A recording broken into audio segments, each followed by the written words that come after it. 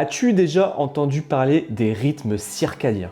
Chaque être vivant, que ce soit les humains, les animaux et même les plantes, possède une horloge interne. Ces rythmes vont permettre de donner au cerveau des repères temporels. Il reçoit des informations essentiellement avec les yeux. Lorsque les yeux captent la lumière du jour, ils préviennent l'hypothalamus et empêchent le déclenchement de ceux du sommeil. Lorsque la lumière diminue, le corps va produire de la mélatonine et également baisser le taux de cortisol, ce qui va prévenir le cerveau qu'il est temps de dormir. Ces rythmes vont permettre de réguler les phases de réveil et de sommeil. Mais où se trouve cette horloge? C'est un paquet de 10 000 cellules qui se situe dans l'hypothalamus et qui s'appelle le noyau suprachiasmatique. Alors comment prouver que ces cycles existent? Alors la meilleure des expériences, c'est de se couper de tous les éléments extérieurs qui vont vous permettre de donner des indications temporelles. L'un des précurseurs dans le domaine, c'est un Français.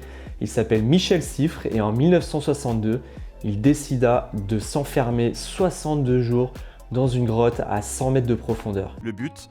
Observer comment le corps humain réagit en l'absence de cycle jour-nuit. Et le 14 septembre 1962, après 2 mois sous terre, il en ressort épuisé. Vous avez eu peur?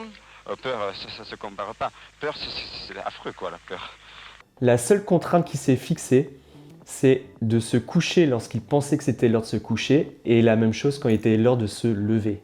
Et on s'est aperçu que le temps où il se couchait et il se levait était exactement de 24 heures et 30 minutes. As-tu déjà entendu des personnes dire « moi je suis plutôt du matin, moi je suis plutôt du soir ». Alors il existe une étude qui est sortie en 2020, c'est un scientifique russe qui découvrira qu'en fait il existe 6 chronotypes différents. Mais il y a essentiellement 3 grandes familles. La première famille, ça sera les lève-tôt, couche-tôt, qui vont se coucher plutôt entre 21h et 23h.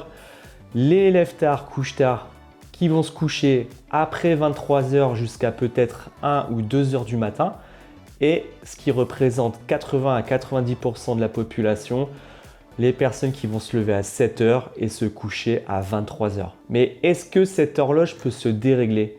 Eh bien oui, il y a différents éléments qui vont perturber cette horloge interne. Une personne qui ne va pas prendre en compte ces éléments va se décaler d'environ 10 minutes chaque jour. Qu'est-ce qu'il faut faire pour réguler son horloge interne? La première raison, c'est bien évidemment la lumière. Il va falloir évidemment limiter les écrans puisque les yeux vont capter la lumière bleue. Éviter de manger trop tard le soir. Il va falloir essayer de pratiquer ton activité sportive plutôt en journée. Le soir, lorsque vous allez vous coucher, vous allez baisser la température dans la pièce. On peut retirer de cette expérience, c'est une réelle connaissance des mécanismes du sommeil et surtout une meilleure connaissance de ces mécanismes du sommeil qui provoquent la fatigue humaine lorsqu'on franchit les fuseaux horaires en jet.